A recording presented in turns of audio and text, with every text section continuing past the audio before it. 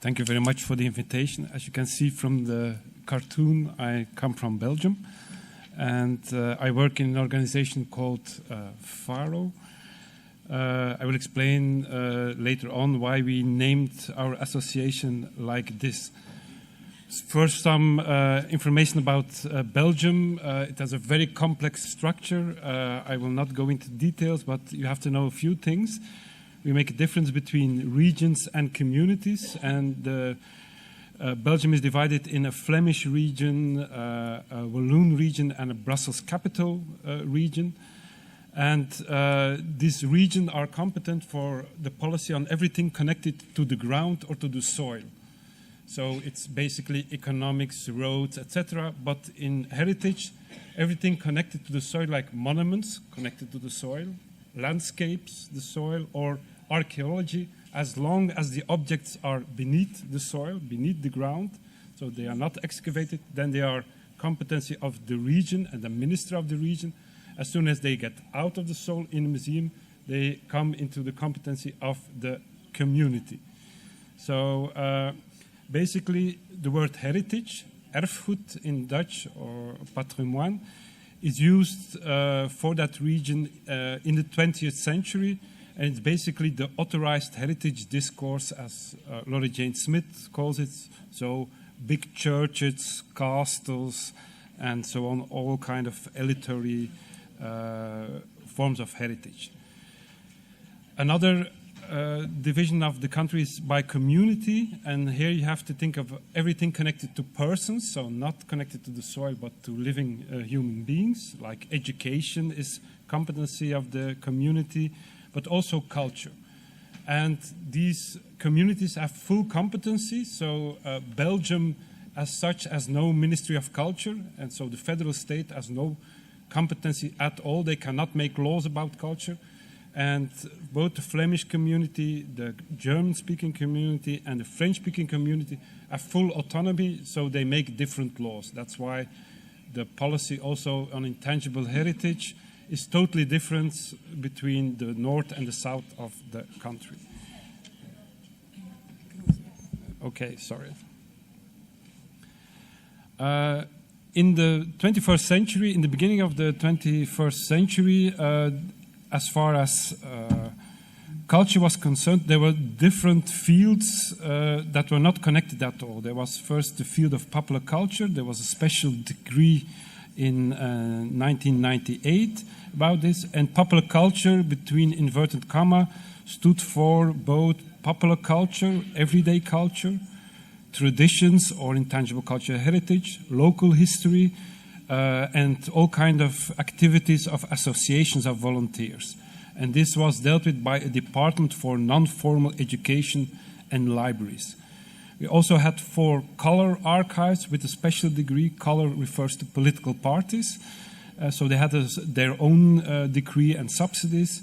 We had museums in a special department of plastic arts and museums, and an experimental formula of so-called heritage convenants or heritage cells since the year 2000.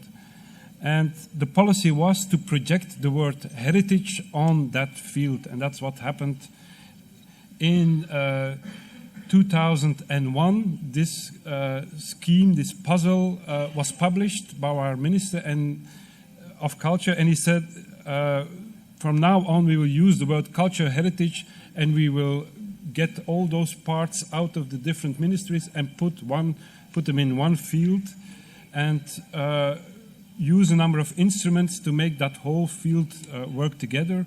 And in the middle you have that yellow part, the erfgoedconvenants, and basically that's a system where the Flemish government goes into negotiation with local governments, and they finance 2 to 5 mediators that also get a budget to have museums, archives, and all kind of associations work together.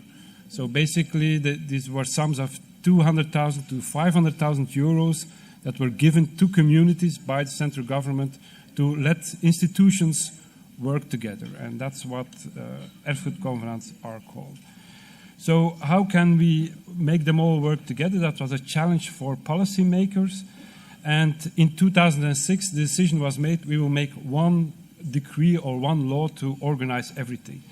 And they were looking for a solution, and this solution was found as a deus ex machina in a new Council of Europe Framework Convention on the Value of Cultural Heritage for Society, the so-called Convention of FARO, that was introduced yesterday. It's full of good ideas. That's why we like the Convention of FARO and why I decided the organization of which I am director to just call it FARO. And we could do that. So our name indicates you should read that convention. And there's all kinds of interesting articles. For instance, Article 11 that refers to NGOs and organizations.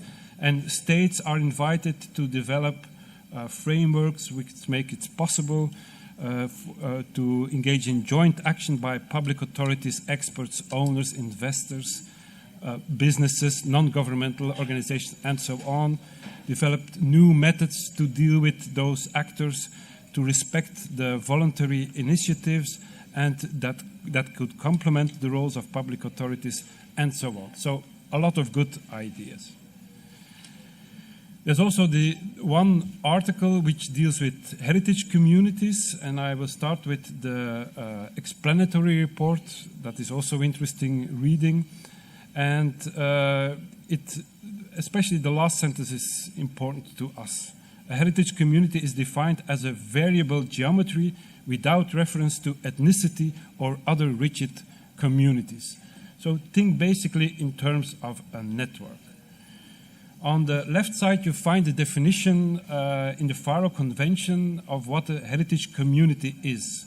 And I will read it. A heritage community consists of people who value specific aspects of cultural heritage which they wish, within the framework of public action, to sustain and transmit to future generations. And yesterday it was mentioned that we did something with that text, that we contaminated it or appropriated it. We copied that article, but we added two words, people and organizations. And this changed the whole meaning and made that convention for us much more usable. And so think of people and organizations in a network, and then you have the key to understand how we made our cultural heritage decree in 2008. And I say we, because it's the tradition in the Ministry of Culture to not just make a law in a cabinet or an administration. It's a participatory process, so they invite input from all kinds of associations and so on. And this was the solution we opted for. So in 2008, the basic structure is that for each team or each field, one anchor or one central institution is selected that has to coordinate a whole heritage community that deals with a specific team or method and so on, and has to organize all those museums, associations, and local communities. And they have to, together with that network, make a strategic plan, and if it's accepted, they get so-called envelope financing, a sum of money which they can use to pursue their goals.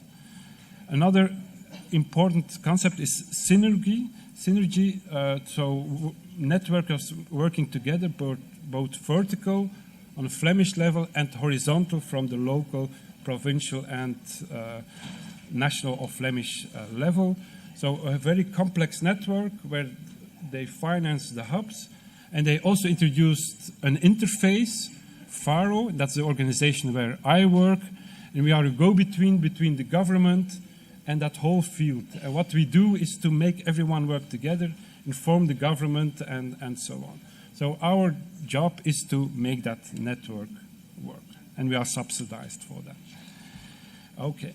The Convention of 2003 of Unesco, an important document to understand this convention is a document made in Washington, D.C., in the Smithsonian Institution, and they made a global assessment of a recommendation of UNESCO for this, on the safeguarding of traditional culture and folklore. That was a UNESCO document that did not work. And in Washington, they evaluated why they did it. And I used the image of Sandra Bullock because that always reminds me of UNESCO. If you've seen the film, she also always mentioned, and of course, world peace, after giving a speech. That's what, okay. For the insiders, this could ring a bell. Okay. In that conference, they analyzed that early text 10 years before, and they said the basic text was basically a text between research scholars and government culture workers, and to make a really efficient policy on intangible cultural heritage, you need much more stakeholders, producers, not NGOs, private sector institutions, and so on. And their critique was to have a better and more effective governmental action, you should expand the number of groups participating. And that's an idea that was still taken along in the 2003 convention, not fully according to me, but that's something, the challenge for the next years to develop. So if you put it in an image, you could see here for you on the left side, two ducks, the researchers and the government officials looking back. And the convention 2003, they should all turn into rabbits, looking at the other side, and with a lot of it to get the convention going. So this is what happened or should happen. Okay, the text of the UNESCO Convention for the Safeguarding of 2003 is once again a deus ex machina. The text was a masterpiece of compromise, full of vague concepts, and that's why it could be voted in 2003.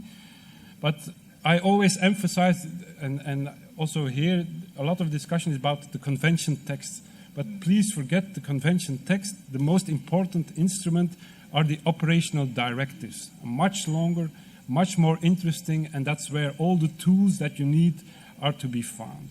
So in that operational directives, you find a number of rules, the criteria for the lists, but also some chapters about participation in the implementation of the convention, and a whole series of directives for raising awareness and reporting to the committee. So the story of the convention of 2003 is basically a story of building the plane while it flies, because everything has to be constructed through those operational directives, and that's also the situation we were in 2008. So we were having that new policy, and there was that new policy text of UNESCO coming in, and the FARO convention, and we were inventing the structures while we were flying. The ministry had immediately to react and making an inventory because there was a lot of pressure to put things on the representative list. We tried to convince people not to do it and to go for best practices, but the pressure was there. And the Ministry of Culture immediately decided to get rid of all the existing inventories and start a new inventory with a very simple system that organizations or communities could propose, fill in a very simple form with the name of the event, and they also had to make a safeguarding plan. And to get this examined by a commission made of practitioners, civil servants, experts, and they put it on the list. And the inventory is basically one line, this item in that community is put on the list, and that's the inventory. So the inventory progresses, and this bottom-up approach has yielded a growing list every year. The new things are added. A lot of usual suspects, so the processions and the feasts and all the things you can imagine, all the things we saw passing the last few days. But there were also a number of interesting new elements, like, for instance, Flemish Sign Language, which was proposed to our surprise and accepted, and they basically had a point. And in the deaf community, this convention is very important, and I will perhaps show something I learned from them. The sign for deaf, and I will show it, the sign for heritage used to be like this, so heritage in the stomach, like this, and now they decided to change it into this. So heritage evolving in time to the future, and you pass it on.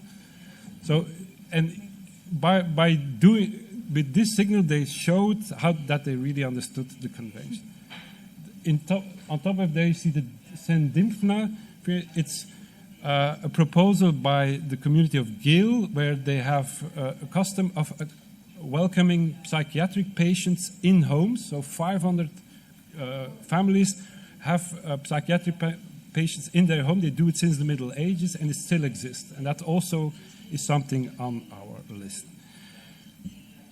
In 2010, the Ministry of Culture made a kind of a vision note, and it's published in a book. You can download it on the website of the Flemish community or send me an email. And this book is also available for free, so if you send an email, they will send it to you. And there, the Minister of Culture, so basically a number of people who wrote those texts, they found, according to me, a good wavelength of the convention. So focus on participatory methods, not calling Flemish intangible cultural heritage, but intangible cultural heritage in Flanders. The difference is important. Going for networks of NGOs, focusing on safeguarding plans, focusing on Article 18, the best practices, not the representative list. Putting a lot of money in a trust fund for work in Africa. So it's a text I can support.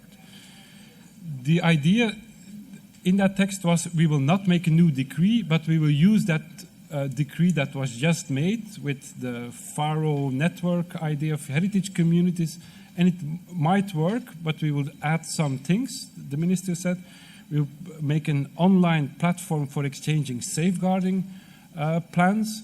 We will finance extra hubs, extra financing to make the networks work, and to engage in mediation and cultural brokerage. This yielded a number of interesting projects. I could talk for hours about this, but an interesting safeguarding plans on puppetry made by one of those organizations financed by the new decree. There was one interesting program that is now on the best practices list of Unesco about safeguarding diversity in non-Olympic games. They have an interesting method. If you're interested, I can explain it to you. I just wanted to mention this. And since a few weeks, this online website of intangible cultural heritage for the exchange of safeguarding plan has been launched. I think it's similar to what we have just heard this morning. So both indication on making an inventory, but combining it with safeguarding plans. Okay, I will end with this image. So it's work in progress, of course. But one of the key elements, and that's something I think that make it work, are people who can mediate and translate the strange UNESCO language to local communities, to help them engage in safeguarding plans, to help them make safeguarding plans, and to really explain over and over and over again what this convention is about and what the spirit of the convention is about. And it are those culture brokers, the people who are trained in this, that make the difference. So, and that's as far as the inventory is concerned, that's also the key. You can make an inventory, but this inventory will just be a website or a list as long as you do not also finance mediators that continuously explain to communities why it's interesting to be on the inventory and what they could do. It's not working. So that's, according to us, the missing link up to now in the operational directives. And that's one of the things we want to put in the operational directives. Go for those cultural mediators or brokers. Thank you.